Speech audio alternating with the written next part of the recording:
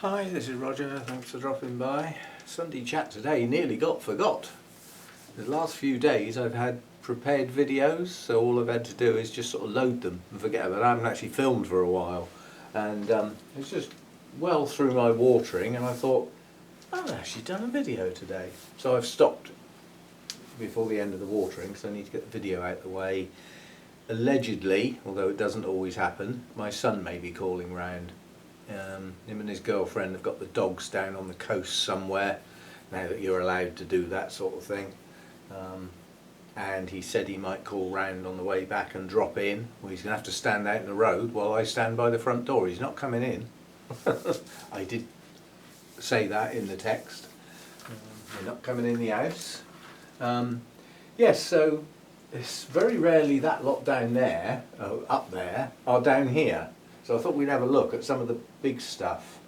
Now, because this is starting to get a little annoying, this is the Dendrobium chryseum, however you want to say it, and it's a non-bloomer. And quite honestly, it should have done by now. So I've just looked it up. Well, the main problem, well, potential problem with this is it's a cool to cold grower for a start. So it's not going to like the heat in here in the summer. If it does bloom, it says it blooms spring into early summer. So if it's going to do it this year, it's almost missed its chance, and it blooms on previous year's growths.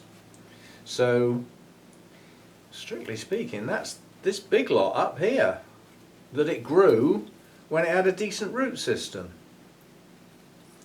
So it gets the light. That's not a light related issue, I don't think, but it's often found as a lithophyte, and sometimes that can have an effect. I mean, I've got another one in here that's nearly always found as a lithophyte that's not that happy on a mount. Must be something about toxins or things that come out of bark when it's wet that the roots object to, so they don't grow as well. Anyway, that is last year's growth. So where the hell are the blooms? Come on. You're now into that annoying class of non-bloomers. What is nice, I don't know whether you'll be able to see it on the camera, is the new hang on, let's see what I'm doing. Is the new growths on here. I've got a gorgeous pattern on them.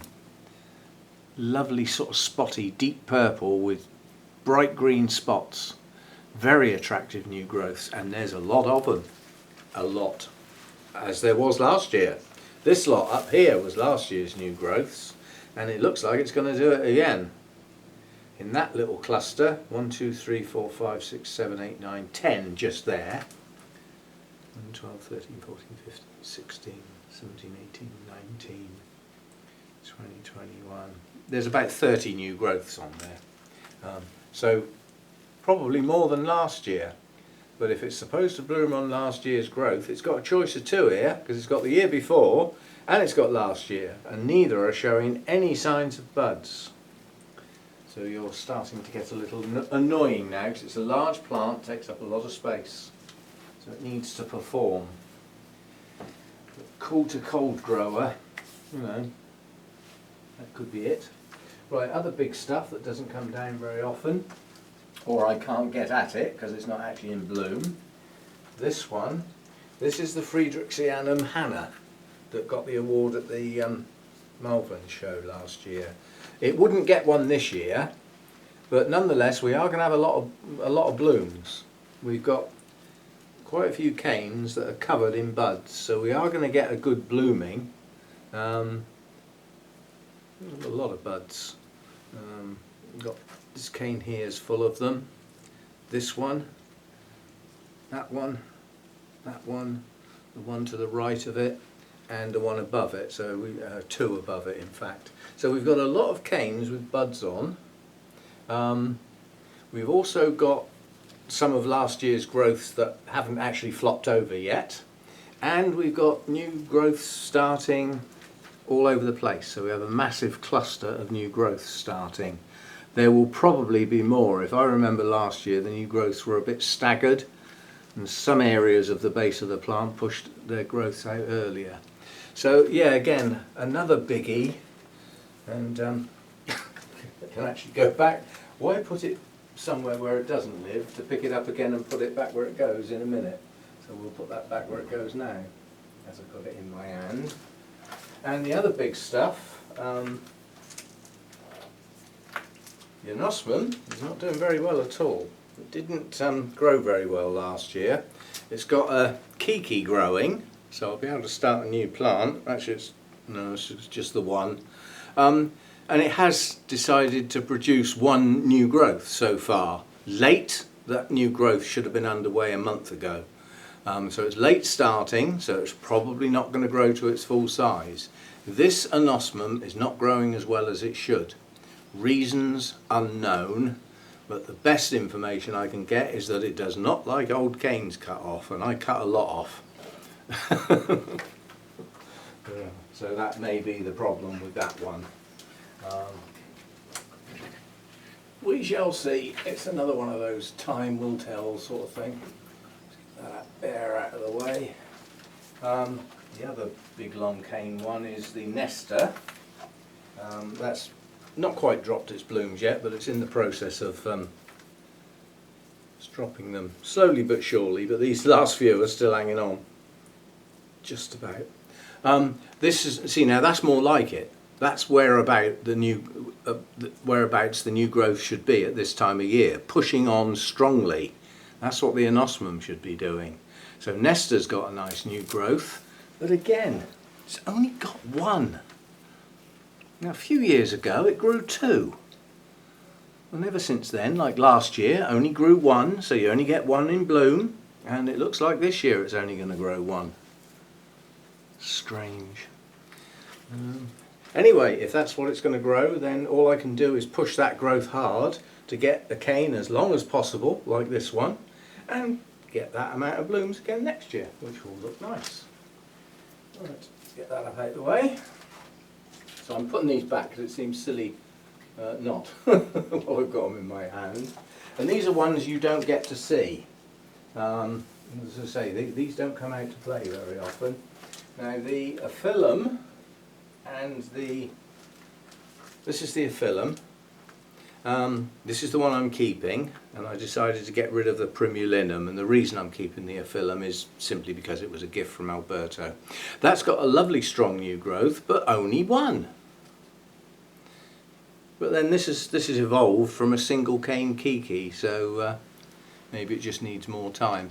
But I was hoping to get two new growths on that this year, but one is better than none, of course. Actually, that doesn't go up there, does it?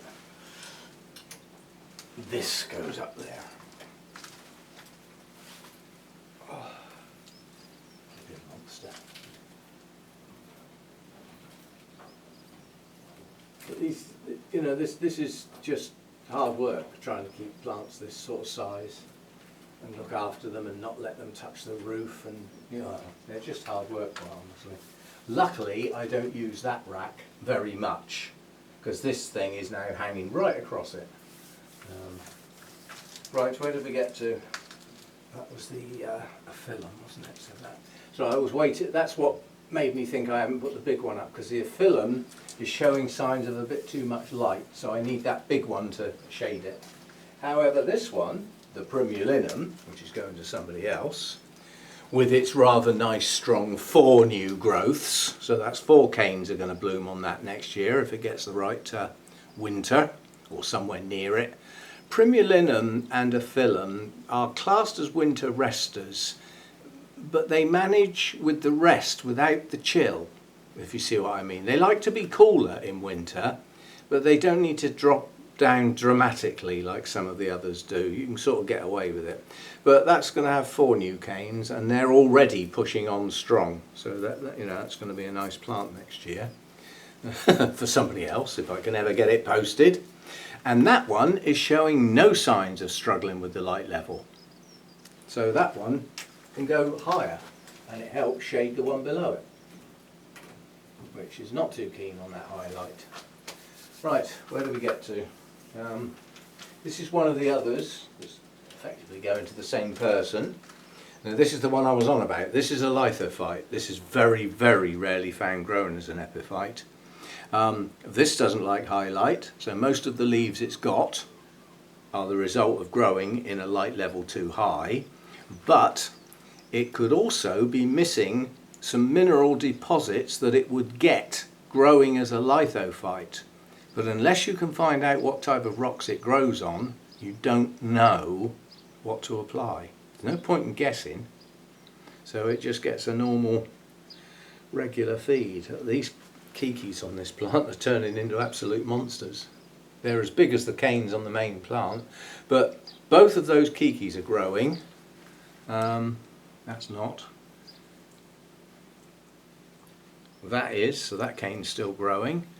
Those two have finished. That one's growing, and it's got two little new growths starting at the base. So there's quite a lot of growth on that. So although I know it's not happy, it's not sulking to the extent where it won't grow. It's just not in the right conditions to do exceptionally well. It's another non-bloomer, but then when that came out of the big box, I thought it was dead. I didn't even think it was going to live. What else have we got? My glomeratum that had those huge big long canes, a couple of which bloomed, the long canes are gone. I got fed up with them getting hooked on everything it touched. So basically it's got these two growths which are growing. They are actually in growth, they are producing new leaves. That's another one objected to the higher light levels. Yeah. So the newer leaves are looking a bit better because I keep it hiding now. It hides behind other things so that it's not in quite such high light. So that's that. Oh, we've still got that one to go up there. These two to go up there yet. No, this is the new one. This is I hope it's got a tag here. Hookeriana, and it's difficult to say whether this has grown much since I got it because I don't take much notice of it. But it is growing. These canes are progressing. So we have got growth on the longer canes pushing on.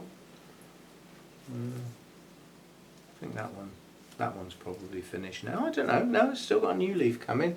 And this one started to grow a new growth and aborted it, but it's now started another one.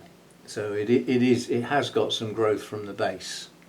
And this plant has gone in several directions, and at the moment this area here is the only area that's attempted new growths, but it's potentially capable of pushing out new growths in those two areas as well.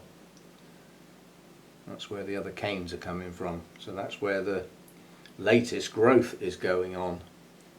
So we shall see. These live up here where they can go up quite high, so they don't get in my way, but oh, hang on, there's someone at the door. I'll drop this off and I'll come back. Right, sorry about that. That was my son, and when I turned that camera off it was nearly 3 hours ago, so I haven't got a clue what I said so far in this video, and I'm ending it. It's now nearly 5:30 and I'm hungry. We've finished most of a bottle of wine between us, stood outside in the front garden with him by the gate and me by the front door, but I haven't seen him. I've seen him once since Christmas, and he runs his own business. He's a what do you call it? I was going to say bodybuilder, personal trainer. Yeah, so he runs his own business. Obviously he's lost a lot of his clients because of the mixing with the people and stuff. But you know, a lot of things to discuss, and a long time no see. That takes over and becomes far more important. So this is a strange Sunday chat because I don't know what I've already said, so I can't continue it. So I'm going to end it and have some food. So it's probably quite short. I haven't got a clue. I know I was talking about the big stuff and I was hanging it back up. So we'll do that. That's the last one of the hanging up ones. My son, I took this out to show my son. He's doing quite a lot with photography a little bit at the moment, and he's having trouble with some of the terminology like f-stops, shutter speeds, ISO, and so he's just had a quick crash course in what all that is and its relationships. But I took this out to show him. I said, you know, this is like a specimen plant. We've got a virtual competition coming up, and this is where photography fails because I can't get a decent photo of that to represent it properly. So I couldn't do it. And he could see that straight away. And he said, well, you could do a nice sort of close-up like that. I said, yeah, but then that's just a few blooms. That could be on a tiny little plant that's just bloomed for the first time. It's not the same. So we had a long chat about various things with photography, which I've been doing all my life. So it's I just think of all those photography terms as I don't know. I think round them effectively. I know their effect. I know how to deal with them, and I just do. It's like it's become second nature. Now with the video camera, this thing sat on a tripod at the moment, doing its own thing, and it does it very well. So if I move up here, it keeps me in focus, yeah? And I'm now a lot closer to the microphones. It will have adjusted that. So as I walk away, I doubt if the volume changes much. It's clever. Yeah, it does that sort of thing. My DSLR is not clever. That's a dumbass. So I have to make it work. So I have to understand those various settings and the combinations that get me what I want out of my photo. And that's just in here. You start wandering off. You start getting into landscape photography. You've got different types of lenses: wide angle, standard, telephoto, you know, super telephoto. The effect on the same vision of the landscape is dramatic, and that's just the lens and the effect that has. And once you stick it on the camera, you've then got other things come into play. Depth of field is the biggie, especially when you're trying to take pictures of orchid blooms. Depth of field is the thing that messes you up more than anything. And understanding how to control it is just those few elements. You know, if you want to get more light into your camera, you need a bigger hole. Not necessarily. The longer the lens is open, the speed, the more light goes in. Yeah? The bigger you make that aperture, the less the depth of field. So if you can keep that reasonably small, but slow the speed right down, you'll have a greater depth of field. But then you'll probably get a blurred photo. And then you can play with the ISO setting, which overrides those and can give you more depth of field with the aperture and the speed staying the same. But then you could get starting to get grainy. These all work together, and after a while you don't even think about them. I mean, I bring my DSLR out here to take a picture. Like I needed a picture of my brand new Cattleya that's just opened, or Laelia, for my records, so that I've got a pop-up of future videos and things like that. And it's a relatively flat orchid, but the beauty of it is it's quite big. So I can get back a bit. And you get like a small thing like a Restrepia where you've got to get in really close and it's got antennae pointing out in different directions and a curved shape to it.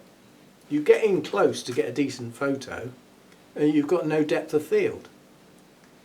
And if you haven't got depth of field, part of that bloom is going to be out of focus. So what do we do then? Oh, we slow the speed down. Well, now you can't hold the camera because it wobbles. You know, so they're just a little combination that you play with to get what you want out of it. And if you can't get what you want, you fiddle it. In other words, you get back away from it, you take a reasonable photo that you're reasonably certain has got depth of field in it, get it on the computer and fiddle with it, which is what I have to do sometimes. One thing my son was incredibly interested in is my new little mini hobby. Although I'm shut in all the time, it's not that much different from me, but it feels different. I can't do my field trips, although they're starting next week with any luck if we got the weather. So I've found some nest cams. So these are birds of prey that have got cameras. Some of them have actually got controls and they can move the camera to get a different view. But I love birds of prey. So I've got the peregrine falcons on Winchester Cathedral. They made a song about that, I think. I've got the peregrine falcons in the Bournemouth University Clock Tower, which is just up the road. And then I've got an osprey nest in the wilds of the Highlands in Scotland. I've got 2 osprey nests in Wales, in different parts of Wales. And I've got the osprey nest in Poole Harbour, just up the road. Now, I've never seen an osprey for a start. So I've got these webcams, these live views with some chat going on, which I join in sometimes, not often. They're a bit cliquey, as one would expect. But my son was incredibly interested in the fact that there are peregrines in this area because he didn't know there were. And to think of one that's actually nesting with chicks in Bournemouth University, where he went for a while. So he's gone home to try and find those and have a look, which is good because when the kids were growing up, my interest in wildlife and the big outdoors and everything, I tried to not instruct them, but get them interested by showing my interest. And in some cases it's worked. My youngest son, it hasn't worked. My eldest son, it's worked to a degree. And my daughter, it's worked quite well. So it's had an effect. And I think if you're interested enough in something, it rubs off as you talk to people. Anyway, that's it for today. As I said, at this point in time, I haven't got a clue what the first part of this video was about. I've just completely forgotten. As I said, having shared most of a bottle of wine with my son, I'm not even interested in trying to remember. And I'm now going to get some food. I'll process this and get it posted today. As I said, I nearly forgot the Sunday video, nearly forgot it altogether. And I hope you've enjoyed it. It's a bit hit and miss, a bit different. And tomorrow's video will be part 3 of the massive kitchen session thing. It's the remainders of those that we didn't do in part 2. So it's the rest of that. So I don't need to film tomorrow. And then we'll get back to some sort of normality on Tuesday. Just as an afterthought, just before I go, I said they don't last long. And I also said they open within a day or 2 and they shut down in the same vein. So I don't know when that first opened, but it wasn't that long ago. Tomorrow, most of those blooms will be on the floor, if not by the end of the day. So the first thing I'll probably do tomorrow is take the spike off anyway. That way I can control the fall and not have to go bending down and picking them up. So they don't last long, some of them. Here's another one. We've all enjoyed this one, and for what wasn't even expected to bloom, it's been quite a spectacle. But it's going. You look here, this spike here has already dropped all of its blooms. Yeah, that's the first one to go. And the spike is already dying back. That's interesting, because I haven't had this bloom before, because I haven't had the plant before. But yeah, this is starting to go. That was the first spike to open. They've all dropped. Blooms up here are going. Some of these will be on the floor tomorrow. But at least it bloomed. And if you get dendrobiums, choose wisely if you want long-lasting blooms. They're out there, and there's some good ones. Yeah? But there are dendrobiums that actually last one day. Is it worth it? That would have to be pretty damn special to own a plant for 363 days of the year when it blooms one. But there are quite a few that have got a lifespan in their blooming season of 10 to 14 days. There's a fair old few in that category. And then there are others that can last 2 or 3 months. So if you're going into dendrobiums, choose wisely. Do your research. If you want long-lasting blooms, they're there, they're out there. If you want fragrant blooms, they're out there. Long lasting and fragrant, they're out there. Right, where did I just get that from? Up there. Oof. Right, let's go and sort out something for tea. I haven't got a clue what I'm going to have. It'll be a curry or a chilli, I suspect. Something simple. 10 minutes for the rice, job done, on the plate. Away we go. And I'll see you next time. Thanks for dropping by.